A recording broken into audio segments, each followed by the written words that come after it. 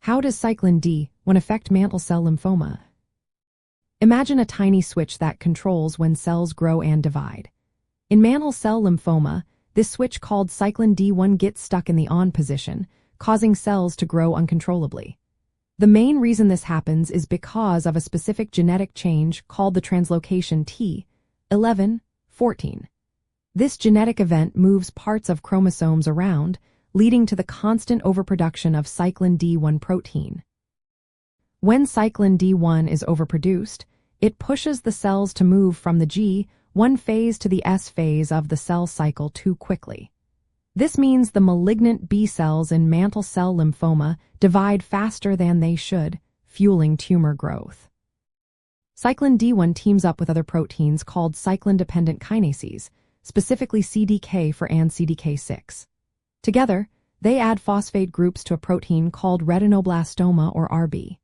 When RB is phosphorylated, it releases a group of proteins called E2°F that turn on genes needed for DNA copying and cell division.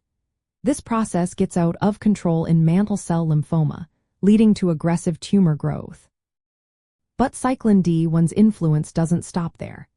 Its overexpression causes stress during DNA replication, which can lead to DNA damage and instability in the genome. This damage often results in breaks in the DNA strands, especially during cell division.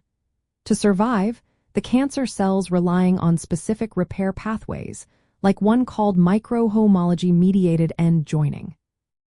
Cyclin D1 actually increases the levels of an enzyme called polymerase theta, which helps repair DNA damage through this pathway. This reliance on repair mechanisms makes the cancer cells more resilient and offers potential targets for future therapies. Cyclin D1 also helps the lymphoma cells avoid death by binding to proteins that promote cell death, such as BAX. By sequestering these propaptotic proteins, Cyclin D1 helps the cancer cells survive longer and resist treatments that aim to kill them. However, it's important to note that Cyclin D1 overexpression alone isn't enough to cause the full disease. Additional genetic changes often occur, affecting other genes involved in cell cycle regulation and DNA repair, which contribute to how aggressive the lymphoma becomes. Most cases of mantle cell lymphoma have high levels of Cyclin D1 because of the T11:14 translocation, but a small number of cases do not.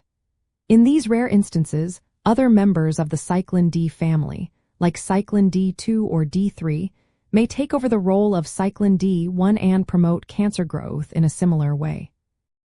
In summary, Cyclin D1 plays a key role in mantle cell lymphoma by speeding up cell division, causing DNA stress and damage, helping the cancer cells survive, and serving as a hallmark marker for the disease. Understanding how Cyclin D1 works helps researchers develop targeted treatments, such as drugs that inhibit CDK and CDK6, which can slow down or stop the uncontrolled growth of lymphoma cells. Always remember, if you or someone you know is dealing with lymphoma, it's essential to consult healthcare professionals for personalized advice and treatment options based on the latest scientific research.